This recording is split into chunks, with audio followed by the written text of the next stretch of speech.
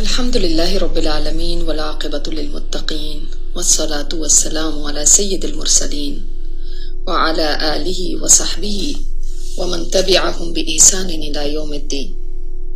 اما بعد فاعوذ باللہ من الشیطان الرجیم. بسم اللہ الرحمن الرحیم. رب اشرح لی صدری ویسر لی امری واحلل عقدۃ من لسانی یفقہوا قولی. رب زدنا علما اللہم فقہنا فی الدین. اللہم انا نسألک علما نافعا وعملا متقبلا ورزقا طیبا. اللہم انفعنا بما علمتنا وعلمنا ما ينفعنا وزدنا علما. آمین یا رب العالمین. وہ حالات کو نہیں دیکھ رہے، اللہ کی ذات کو دیکھتے.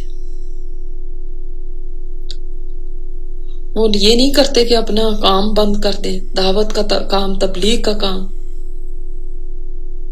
جب حالات خیریت کے ہوں تب دیکھی جائے گی. ان کے ذہن میں تو صرف رب ہے، ان کے دل میں رب کی یاد بسی ہوئی. ہمارے ہمیشہ ذہن میں ہمارے حالات ہی بسے رہتے ہیں. ان سے نکلیں گے تو کچھ کریں گے نا. ہم انہی کے ہو کے رہ گئے. حالات کا غلبہ ہر وقت ذہن پہ، دل پہ سوار رہتا ہے. ہمارے حالات یہ ہو گئے، اب ایسے ہو گیا، اب ایسے ہو گئے. ان کی سوچیں ختم ہی نہیں ہوتی. تو رب کے راستے میں کب لگیں گے؟ اب اس سے زیادہ کون سی بات ہو سکتی ہے جو ابراہیم علیہ السلام کے اوپر اس وقت ہے کہ نا اتنی بڑی مشکل میں ہے، لیکن حالات کو ڈومینیٹ نہیں کرنے دیتے کہ حالات ہی بس سب کچھ ہو جائے اور اللہ تعالیٰ کو پیچھے کر دیں. نہیں. حالانکہ دیکھیں نا، جو ہم کہتے ہیں نا جب حالات صحیح ہوں گے تو پھر کروں گی، اور انسان اللہ کے کام کو پیچھے کر دیتا ہے. حالانکہ اللہ تعالیٰ نے ہی تو حالات کو صحیح کرنا ہے، اسی کو پیچھے کر دیا، حالات کو آگے کر دیا. حالات بدلنے کس نے؟ اللہ نے. ہم بس خود ہی اپنے حالات کو صحیح کرنے کا سوچتے رہتے ہیں. پھر ایک حالات صحیح ہوتے ہیں تو دوسرے آ جاتے، دوسرے صحیح ہوتے تو تیسری کوئی چیز آ جاتی. حالات تو کبھی بھی نہیں صحیح ہوتے. اور جو لوگ حالات کے صحیح ہونے کا انتظار کرتے رہتے وہ ساری زندگی انتظار میں ہی رہیں گے پھر. کیونکہ کبھی بھی مکمل طور پہ انسان ایسا نہیں ہو سکتا کہ سب کچھ صحیح چل رہا ہے. کہیں نہ کہیں کچھ نہ کچھ اوپر نیچے ہوتا رہے گا لائف میں. کیا ہم نے اس سورت کے شروع میں پڑھا؟ اللہ تعالیٰ آزماتا رہے گا، آزمائشیں آتی رہیں گی، انہی میں تو چلتے رہنا ہے ہم نے. آپ ویٹ کرتے ہیں کہ آزمائشیں ختم ہوں گی، جب یہ چیز ختم ہوگی نا پھر میں کروں گی، وہ ختم ہوگی پھر میں کروں گی. تو کب سب کچھ اوور ہوگا؟ جب ہم خود اوور ہو جائیں گے، جب ہم خود ختم ہو جائیں گے. اس سے پہلے نہیں ہونا. تو ان چیزوں کا انتظار نہ کریں، اسی میں چلنا ہے. چاہے آندھیاں ہیں، طوفان آ رہے ہیں، کچھ بھی ہے زندگی میں، چلتے ہی جانا ہے، رکنا نہیں ہے. اور جو انتظار میں بیٹھا رہے گا وہ بیٹھا ہی رہ جائے گا. ٹھیک ہے؟ تو آپ سے ذہن یہ بنا لیں. اور اللہ تعالی غالب ہے، وہ ہے غالب. حالات کو غالب نہ کریں اپنے اوپر. غلبہ تو اللہ کا ہے، اتھارٹی تو اللہ کی ہے، اور وہ حکمت والا ہے. میرے حالات کچھ بھی ہیں، ابراہیم علیہ السلام بھی جانتے تھے کہ جو میرے اوپر حالات آئے ہیں نا، اس میں بھی اللہ کی حکمت ہے. اسی لیے الحکیم لے کر آئے وہ، انہ هو العزیز الحکیم. کتنی دفعہ ہمارے اوپر کوئی پریشانی آتی اور ہم کہے اللہ تعالیٰ الحکیم ہے، ہم کہتے ہیں کوئی حکمت ہوگی نا. نہیں، حکمت ہے، وہ الحکیم ہے. یہ کیوں نہیں کہتے حکمت ہے؟ ہم صرف اللہ تعالیٰ کو الحکیم تب سمجھتے ہیں، یا ہم کسی بات میں حکمت تب سمجھتے ہیں جب ہمیں سمجھ آ جائے کہ حکمت کیا ہے. جب ہمیں سمجھ نہ آئے تو ہمیں لگتا ہے تو پتہ نہیں کوئی حکمت ہے ہی نہیں. حالانکہ سوچیں، بعض دفعہ ایسے ہوتا ہے کہ ہمیں کسی بات کی حکمت سالوں بعد سمجھ آتی ہے. پھر ہم پیچھے مڑ کے کبھی لوگوں کو دیکھیں بڑھاپے میں جا کے ان کو کسی بات کی سمجھ آتی ہے، وہ پھر پیچھے مڑ کے دیکھتے ہیں تو کہتے ہیں ہاں اچھا ہی ہو گیا تھا یہ ہوا، ورنہ پتہ نہیں کیا ہو جاتا. اچھا ہی ہوا اس وقت میرے ساتھ یہ ہو گیا. تو آج نہیں سمجھ آتی، لیکن اسپر آف دا مومنٹ میں جو بندہ یہ یقین رکھتا ہے کہ ہر کام میں اللہ تعالیٰ کی حکمت ہے، وہی اس کو الحکیم مانتا ہے نا. پھر آپ اس کو کیا الحکیم مانتے ہیں اگر آپ کو یہی نہیں یقین کہ اس کام میں بھی حکمت ہے، اللہ تعالیٰ کی اس میں بھی کوئی حکمت ہے. اگر یہ بات ہی یقین ہی نہیں ہے تو الحکیم اللہ تعالیٰ کو ماننے کا کیا معنی ہے؟ یہ تو ہم نے اللہ تعالیٰ کو الحکیم مانا ہی نہیں، اور ہمیں یہ لگتا ہے کہ اس میں نہیں ہے حکمت، پتہ نہیں کوئی ہوگی لیکن پتہ نہیں ہے بھی کہ نہیں ہے. کہیں کہیں ڈاؤٹ آتا ہے. نہیں، اللہ الحکیم ہے، اس کے ہر فیصلے میں حکمت، ہر تدبیر میں حکمت، ہر پلاننگ میں حکمت، ہر حکم میں حکمت. یہ جو حکم بھی اس نے ہمیں دیے نا اس میں بھی حکمت ہے حکمت. نہیں سمجھ آتی، کوئی بات نہیں، کوئی بات نہیں سمجھ آتی. ضروری تو نہیں کہ مجھے اور آپ کو ہر بات سمجھ ہی آئے تو اس میں حکمتیں. میری اور آپ کی عقل کیا چیز ہے اللہ تعالیٰ کے حکموں کے آگے؟ نہیں، پہلے تو دنیا میں ہم ایسے نہیں کرتے، پہلے کہ ہمیں سمجھایا جائے. پہلے ہم اب کوئی بچہ ماں باپ کو پوچھے، پہلے مجھے بتائیں میں کیوں اسکول جاؤں، پہلے مجھے اس کی سمجھائیں. تو ایک لگاتے ہیں آپ کے جی کیا میں تمہیں سمجھاؤں؟ ماں باپ کہہ رہے ہیں صبح کو جلدی اٹھو، نماز پڑھو یا ایکسرسائز کرو. پہلے وہ کہہ نہیں آپ مجھے کیوں اس مشقت میں ڈال رہے ہیں، پہلے مجھے اس کی حکمت سمجھائیں. مجھے تو نہیں سمجھ آتی کوئی حکمت، میں 12 بجے بھی اٹھ جاؤں تو کیا فرق پڑتا ہے؟ تو کیا آپ اپنی لائبلٹی سمجھتے ہیں؟ آپ اپنے بچوں کو ہر حکمت بتاتے ہیں تب ان سے کام لیتے ہیں. یہاں ایک بندہ جاب پہ کام کر رہا ہے، وہ اپنے باس کو ہر بات میں پوچھنا شروع کر دیا، پہلے بتائیں مجھے کیوں آپ نے مجھے یہ کام دیا، اس کے پیچھے کیا ہے، اس کی لاجک کیا ہے، اس کی حکمت کیا ہے، مجھے پہلے اس کی حکمت بتائیں. اس کو فائر کر دیں گے وہ. لیکن ہم چاہتے ہیں کہ اللہ تعالیٰ ہمارے لیے کوئی بھی فیصلہ کرے پہلے ہمیں سمجھائے کہ اس میں کیا حکمت ہے، تب میں مانوں گی. چاہے وہ کوئی بھی چیز ہے، کوئی پریشانی ہے، کوئی مسئلے ہیں، کوئی مصیبتیں ہیں، کوئی بھی چیز ہے، پہلے اللہ تعالیٰ ہمیں سمجھائے کہ اس نے ہمارے اوپر یہ کیوں ڈالا. جب وہ سمجھ آ جائے گی تو پھر ہم مانیں گے. کیا ہمیں پتا ہے کہ کیا پتا اللہ تعالیٰ ہمیں مطلب اس کی حکمت کو ہم سمجھ نہیں سکتے، لیکن کیا پتا وہ ہمارے درجے آخرت میں بلند کرنا چاہتا ہوں، کیا پتا وہ ہمیں گناہوں سے پاک کرنا چاہتا ہوں، کیا پتا وہ ہمیں کس اور بڑی بلا سے محفوظ رکھنا چاہتا ہوں. کیا کیا اس میں حکمتیں ہو سکتی ہیں ہم تو جان ہی نہیں سکتے. کبھی گیو اپ بھی تو کریں اپنی عقل کو، کبھی سرنڈر بھی تو کریں اپنی عقل کو، جھکا دیں اس کو اللہ کے فیصلوں کے آگے، اس کے حکموں کے آگے، اس کی حکمتوں کے آگے. جھکائیں اس کو کہ اللہ مجھے نہیں پتا، تجھے پتا ہے نا. یہ ہے سرنڈر کرنا، اور یہ ہوتا ہے ایک مسلم کا کام. وہ سرنڈر کر دیتا ہے اپنے آپ کو، جھکا دیتا ہے. یہ کون سی بات ہے کہ مجھے سمجھ آئے تو؟ یہ تو سرنڈر کرنا نہیں ہے، یہ تو اپنی عقل کو سب کچھ سمجھنا ہے. پھر جھکیں گے کہاں پہ آپ؟ تو اللہ تعالیٰ عزیز ہے اور الحکیم ہے. اب نکلنا پڑ رہا اس جگہ سے، لیکن پھر بھی کہہ رہے ہیں اللہ کا فیصلہ ہے، اس دانائی سے خالی تو نہیں، اس کے ہر حکم میں خیر ہے. تو پھر اللہ تعالیٰ دیکھیں ایسے ہی لوگوں کو نوازتا بھی ہے نا. وَوَهَبْنَا لَهُ إِسْحَاقَ وَيَعْقُوبَ، ہم نے اس کو پھر اسحاق بھی دیے اور یعقوب بھی دیے. وَجَعَلْنَا فِي ذُرِّيَّتِهِ النُّبُوَّةَ، اور ہم نے اس کی ذریت میں نبوت رکھ دی. کتنی بڑی خیر اللہ تعالیٰ نے پھر ابراہیم علیہ السلام کو دی کہ ابراہیم علیہ السلام کی وفا اور قربانی، اس کے انعام میں اللہ تعالیٰ نے رحمتوں کا وہ سلسلہ جاری کیا کہ آج تک وہ سلسلہ چل رہا ہے کہ ہر مذہب والا ابراہیم علیہ السلام کو مانتا ہے، ان کی عزت کرتا ہے، ان کے درجات کو دنیا میں بھی بلند کیا اور آخرت میں تو بلند ہیں ہی ہیں. ان کے نام کو باقی رکھا، ہر زبان ان کا نام لیتی ہے تو عزت سے لیتی ہے. سبحان اللہ. اور کتنی بڑی یہ خیر ہے. دیکھیں جیسے آپ خود سوچیں، ہمیں اپنے سے بھی زیادہ اپنی اولاد کی فکر ہوتی ہے. ہمیں اپنے سے بھی زیادہ ہمارا دل کرتا ہے ہماری اولادوں کو ہر نعمت مل جائے، ہر خیر مل جائے. کتنی بڑی بات ہے. ان کی اولادوں کی اولاد کے اندر ہی ساری نبوت کا سلسلہ چلا ان کے بعد. کہیں باہر گیا ہی نہیں. ابراہیم علیہ السلام کے بعد جتنے نبی آئے وہ صرف ان کی اولاد کے اندر آئے ہیں, ان سے باہر کہیں پہ بھی نہیں آئے. اس سے بڑی کتنی بڑی نعمت ہے, کیا خیر اور ہو سکتی.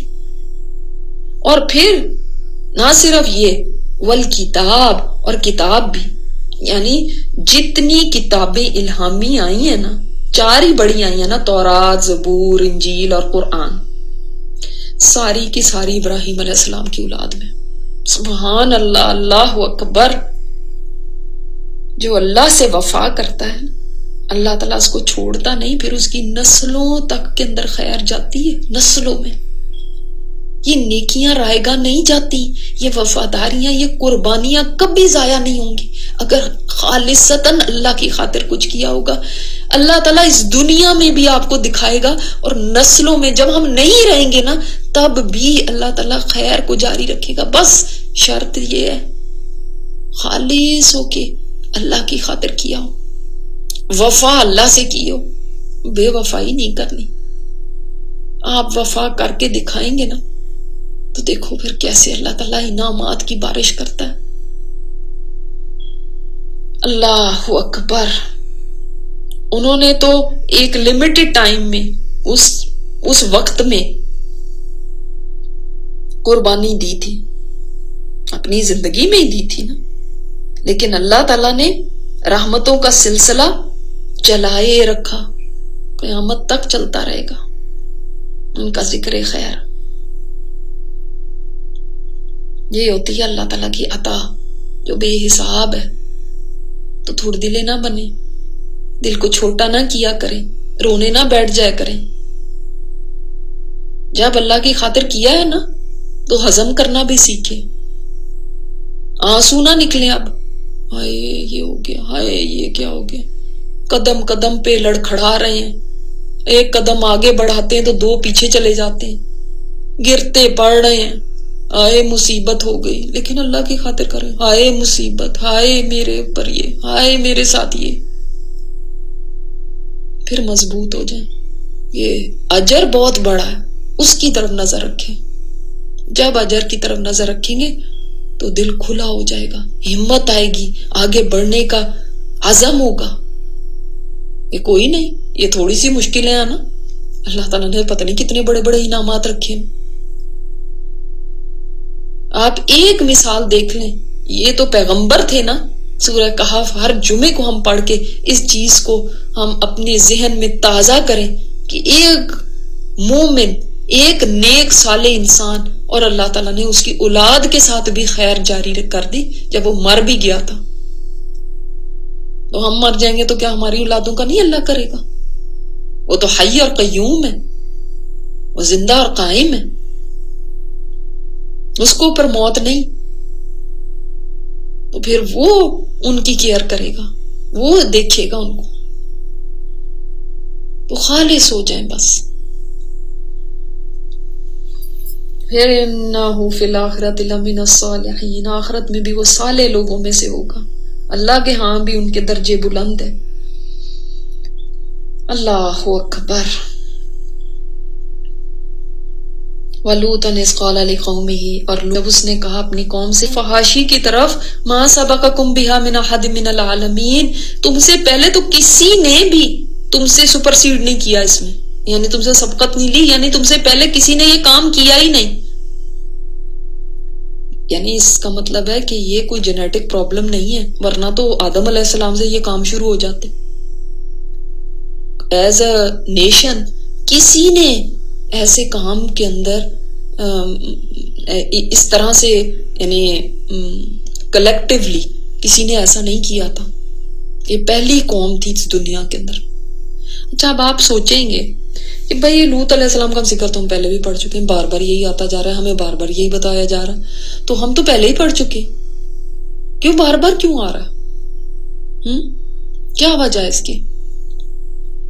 آپ اپنے بچوں کو ایک دفعہ زندگی میں نصیحت کرتی ہیں یا بار بار کرتی ہیں؟ اور کون سی بات کی نصیحت آپ زیادہ کرتی ہیں؟ آپ مثال کے طور پہ کوئی انسان ہے, چلو وہ دنیا سے جانے لگا, تو اپنے بچوں کو یہ نہیں کہتا بیٹا کھانا کھاتے رہنا، پانی پیتے رہنا، یہ نہیں کہتا. اس کو پتا ہے کہ کھانا تو کھا ہی لیں گے، پانی پی لیں گے. وہ کیا کہتا ہے ایک نیک انسان؟ بیٹا نماز نہ چھوڑنا، بیٹا جھوٹ نہ بولنا، بیٹا اللہ کی نافرمانی نہ کرنا. یہ کہتا ہے نا. حالانکہ زندگی میں بھی کہتا رہا، اس وقت تک بھی کہہ رہا ہے. بار بار کیوں کہتا ہے؟ آخری دفعہ بھی جانے سے پہلے کیوں کہہ رہا ہے؟ اس کام کی تاکید کرتے نا جس میں آپ کو یہ ڈر ہوتا ہے کہیں اس میں نہ پڑ جائے، یا یہ والا کام نہ کہیں کر لے. نمازوں کو نہ چھوڑنا، نمازوں کو نہ چھوڑنا. کتنی دفعہ ہم کہتے رہتے نماز پڑھ لی کہ نہیں. ہمیں یہ ڈر ہے کہ کہیں ہمارا بچہ نماز سے غافل نہ ہو. تو اللہ تعالی سے زیادہ ہمارا کوئی خیر خواہ نہیں. اندازہ کیجئے یہ جرم یا یہ گناہ اللہ تعالیٰ کو کتنا زیادہ ناپسند ہوگا کہ کتنی دفعہ قرآن پاک میں اس کا ذکر کیا گیا. یہ نہیں ہے کہ صرف ایک دفعہ کہہ دیا گیا یہ نہ کرنا، بلکہ قوم کی بار بار سٹوری سنا کے ہمیں اس بات کو ریئلائز کرایا گیا کہ یہ چیز ہم نے نہیں کرنی، اور اس چیز کے اوپر ہمارے دل میں کبھی بھی کوئی ہمدردی نہیں ہونی چاہیے. اسی لیے بار بار لوط علیہ السلام کی بیوی کا بھی ذکر ہے. مجھے اس قصے کو آپ کو ایلیبریٹ کر کے بتانے کی ضرورت نہیں، بہت دفعہ آپ سن چکے، بہت دفعہ اس چیز کو مینشن کیا جا چکا. لیکن جو اس کی جسٹ ہے اس کو سمجھیے. آپ کو قصہ آتا بھی ہے تو اس سے ایسے بے پرواہ نہ ہو جائیں لو یہ تو ہم نے پہلے پڑھا ہوا ہے. نہیں، بات سمجھنے کی یہ کیوں بار بار اللہ تعالیٰ ہمیں بتا رہا ہے. اس کی سنگینی کو جانے کتنا سیریس ہے یہ معاملہ.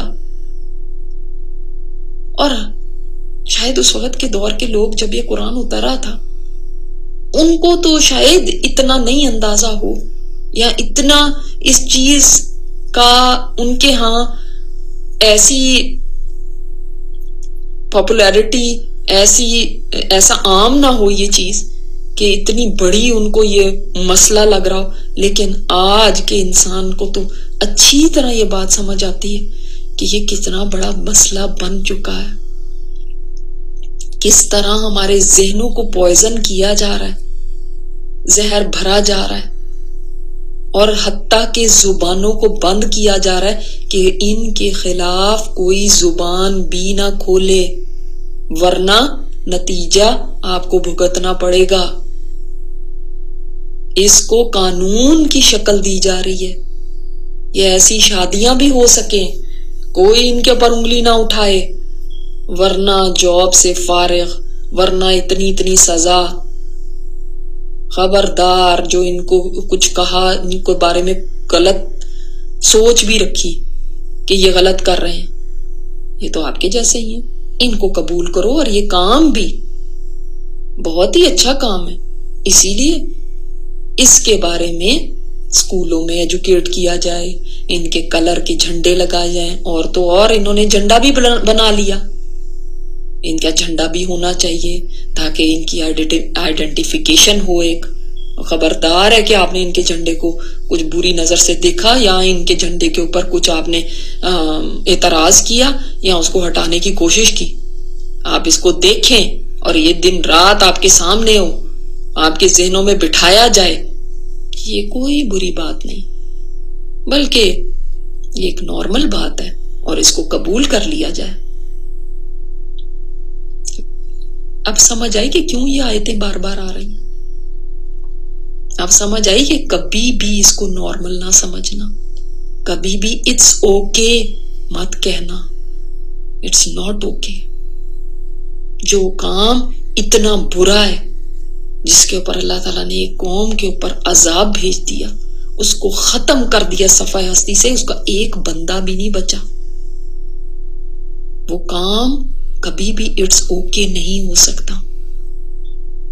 کہیں دل میں ذرا سی بھی یہ بات ہے اگر کہ یہ بھی ایک نارمل چیز ہے، ہم کیوں ایسے کہتے ہیں کہ یہ کوئی برا کام ہے، ہمیں نہیں ایسے کہنا چاہیے، اس بات کو دماغ سے نکال دے.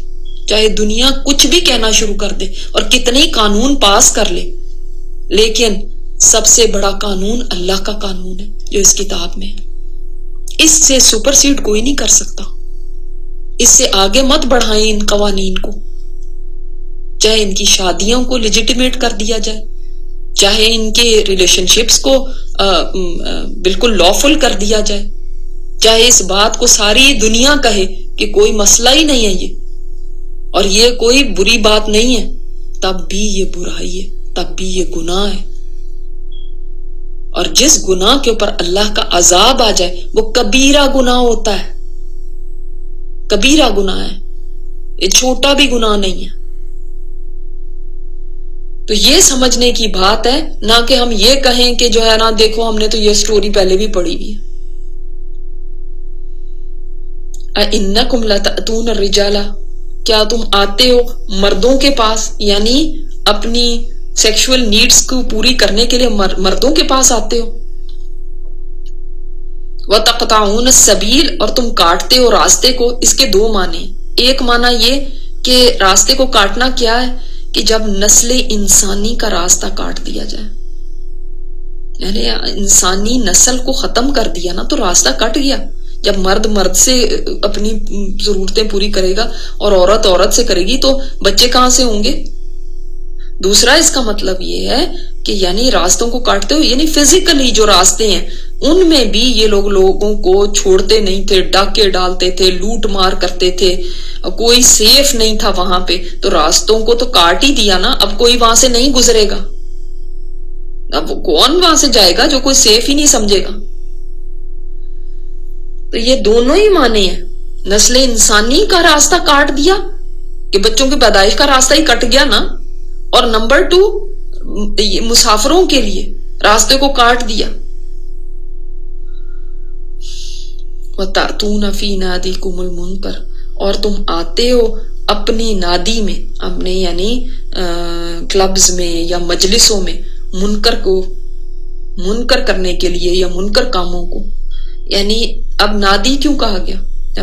جیسے آپ کو سورہ علق میں ہے نا نادی کی بات، تو نادی کہتے ہیں جہاں مجلسیں ہوتی ہیں، گیدرنگز ہوتی ہیں۔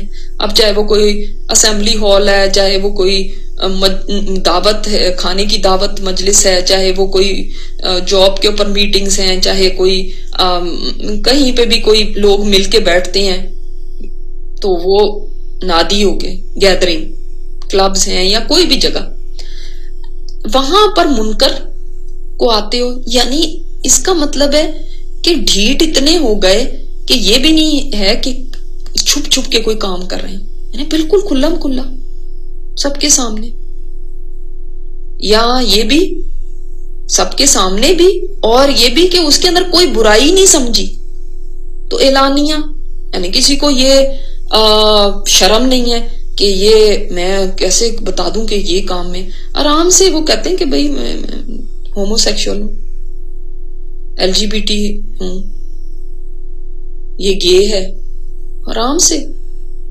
یہ کتنی کامن ہو گئی یہ الفاظ، اس کے اندر کوئی حیا یا اس کے اندر کوئی جھجک محسوس کرنا یا اس کو چھپانے کے لیے کوئی کوشش کرنا، اس طرح کی تو کوئی بات ہی نہیں رہ گئی نا، کوئی مسئلہ نہیں ہے۔ تو یہ یعنی اس کام کو کھلے عام کرتے۔ دوسرا منکر، ہر خلاف شریعت کام کو منکر کہتے ہیں، یعنی یہ جو بھی یہ گندے کام کرتے تھے، اور اس کے علاوہ بھی اپنی مجلسوں میں بیٹھ کے بدفعلی کے کام کرتے تھے، فحش مذاق کرتے تھے، ایسی گندی باتیں کرتے تھے، وہ سب کھلم کھلا کرتے تھے۔ وہ نہیں ان کو کوئی شرم تھی کہ ہائے کیونکہ کیا کہے گا، ہائے نہیں ایسے نہیں کرنا۔ آج کیسا ہو رہا ہے؟ آج بھی کیا یہ بات ٹرو ہے؟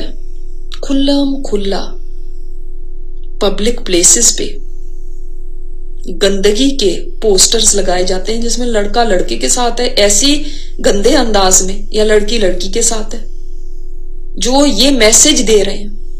اسی طرح جیسے میں نے فلیگز کی بات کی، ان کے کلرز ہر جگہ نظر آئیں گے، حتیٰ کہ بچوں کی ٹی شرٹس پہ بھی کھلم کھلا زہر کو بھرا جا رہا ہے ذہنوں میں بچپن سے، تاکہ زہر ذہن میں بھر جائے اور ان کو یہ بات کوئی مسئلہ لگے ہی نہ، اور کل کو خود بھی کرنے کے لیے کھڑے ہو جائیں گے تو ان کو تھوڑی برا لگے۔ دیکھیں برائی ایسے ہی نہیں پھیلتی، برائی کا ایک وہ خطوات شیطان جو ہے نا، واقعی سٹیپ بائی سٹیپ شیطان اس برائی کی انتہا تک لے کر جاتا ہے. پہلے دن نہیں پھیل جاتی، پہلے دن صرف برائی کی قباحت ذہنوں سے ختم کی جاتی ہے کہ یہ کوئی بری چیز ہے ہی نہیں. جب ذہن یہ قبول کر لیتا ہے کہ یہ کوئی بری چیز ہے ہی نہیں، تو پھر اس کام کو کرنا بھی آسان ہو جاتا ہے. اور کس طرح ذہن قبول کرتا ہے کہ یہ کوئی بری چیز نہیں ہے؟ جب اس کو عام کر دیا جاتا ہے. جب وہ اتنی عام ہو جاتی ہے تو ذہن ایکسپٹ کرنا شروع کر دیتا ہے کہ ہاں یہ تو اب ہر طرف ہی ہوتا ہے نا، یہ تو کوئی مسئلہ ہی نہیں. مثال کے طور پہ ایک وہ وقت ہوتا تھا کہ جب کسی عورت کی اگر ٹخنا بھی ننگا ہو جاتا تھا تو بہت بڑی بات ہوتی تھی، سر کا ایک بال بھی نظر آ جاتا تھا تو بہت بڑی بات ہوتی تھی. عورتیں برقعوں میں رہتی تھیں، کور کر کے رہتی تھی. پھر اس کے بعد جب سر ننگے ہونا شروع ہو گئے تو پھر اب یہ کامن بات ہو گئی. پھر اس کے بعد تو سلیوز چھوٹی ہونا بڑی بات تھی. پھر آہستہ آہستہ جب سبھی کرنا شروع ہو گئے، ایک طبقہ پہلے شروع کرتا ہے، پھر اس کے بعد وہ چیز اتنا دکھاتے ہیں، اتنا پروموٹ ہوتی ہے کہ پھر عام ہو جاتی ہے. پھر اب کوئی مسئلہ ہی نہیں ہاف سلیو. پھر اس کے بعد سلیو لیس بھی ہو گیا، پھر تو شلواریں بھی اوپر چلی گئی. اس طرح یہ سٹیپ بائی سٹیپ چیزیں ہوتی ہیں. ایک دن میں نہیں عورت کو ننگا کر کے کھڑا کر دیا گیا، یہ ایک ایک سٹیپ کر کے آگے چلتی ہیں. اب جس وقت ڈراموں میں، فلموں میں یہ ٹاپکس آنا شروع ہو جائے، اسکولوں اور کالجوں کے اندر ان باتوں کو پروموٹ کیا جائے، ایسے ایڈز آئیں جن میں ایسی چیزوں کو دکھایا جائے، ایسے اشتہار باقاعدہ ہیں جس میں ہاتھ لیے ہوئے مرد اور مرد جیسے میاں بیوی ہوتے ہیں اس طرح سے دکھائے جائیں، ایسے پوسٹرز ہر جگہ لگائے جائیں، ایسے بل بورڈز ہوں، ایئرپورٹ ہے یا کسی آفس ہے یا کوئی اسکول ہے، ہر طرف ان کے کلرز ہوں. تو پھر سمجھ لینا چاہیے کہ کوئی تو پیچھے ہیں جو چاہتے ہیں کہ ذہنوں میں یہ بات بیٹھ جائے. جب یہ بات ذہن میں بیٹھ جائے گی تو اوکے ہو جائے گی. اور جب ونس اوکے ہو جائے، اور بچوں کے لیے بھی اوکے، جو بچپن سے یہ دیکھ رہے ہیں ان کے لیے تو اوکے ہے نا، اٹس اوکے، اٹس فائن، کوئی بات نہیں ہے. اب جب کوئی بات نہیں اور معمولی بن گئی نا تو پھر وہ بھی اسی چیز کے پیچھے چل پڑتے ہیں، اس لیے کہ وہ عام ہے نا. جیسے ایک مرد اور عورت کی شادی ہو سکتی، جو مرد کی بھی ہو سکتی. اللہ اکبر. اللہ تعالی ہمیں اور ہماری نسلوں تک کو اس فحاشی سے محفوظ رکھے. حضرت ام ہانی نے آپ صلی اللہ علیہ وسلم سے اس بارے میں سوال کیا تھا، اسی آیت کے بارے میں. تو آپ صلی اللہ علیہ وسلم نے اس کا یہ جواب دیا تھا کہ وہ لوگ راستوں میں بیٹھتے تھے، لوگوں کو لوٹتے تھے اور ان کا مذاق اڑاتے تھے. ایک اور جگہ پہ آتا ہے اس کی تفسیر میں کہ ان سے برا فعل کرتے تھے، یعنی مسافروں تک کو بھی نہیں چھوڑتے تھے. اسی طرح یہ بھی آتا ہے ایک تفسیر میں کہ اس کا مطلب یہ ہے کہ وہ اپنی مجلسوں میں گندے مذاق کرتے تھے. آج دیکھیں مجلسوں میں گندے مذاق ہوتے ہیں، انٹرٹینمنٹ کے نام پہ کیا کیا ہو رہا ہے. لوگ بہت شوق سے دیکھتے ہیں ایسے پروگرامز کو جن میں گندے مذاق ہوتے ہیں، فحش جوکس ہوتے ہیں، وہ بہت ہنستے ہیں ان کے اوپر. حالانکہ یہ اس قوم کا طریقہ تھا. آپ صلی اللہ علیہ وسلم نے فرمایا مومن نہ تو تانا دینے والا ہوتا ہے. ہم کتنے تانے دیتے ہیں، ذرا سی کوئی بات ہو جائے تو ہاں آ گیا یاد تمہیں، ہاں راستہ بھول ہی گئے تم بھی. یہ کیا ہے؟ تانے ہی تو ہیں. مومن تانا دینے والا نہیں ہوتا، نہ لعنت کرنے والا ہوتا ہے. اور لعنت پھٹکاریں کتنی ہوتی، لعنت تو اس کے اوپر، فلانے کے اوپر لعنت، تو لانتی، فلان لانتی، یہ لانتی، وہ مومن تو لعنت کرنے والا ہوتا ہی نہیں، نہ فحش گو ہوتا ہے. یہ تینوں چیزیں مومن میں نہیں ہوتی. اور اگر ہمارے اندر یہ چیزیں ہیں تو ہم مومن نہیں ہیں. اور آپ صلی اللہ علیہ وسلم کی بات تو غلط نہیں ہو سکتی، میرا کیریکٹر غلط ہو سکتا ہے، میرے نبی کی بات نہیں غلط. تو انہوں نے تو فرما دیا مومن تو نہ تانا دینے والا ہوتا ہے، نہ لانتے کرنے والا ہوتا ہے، نہ فحش گوئی کرنے والا ہوتا ہے. تو کتنی لانتے پھٹکارے ہم دیتے ہیں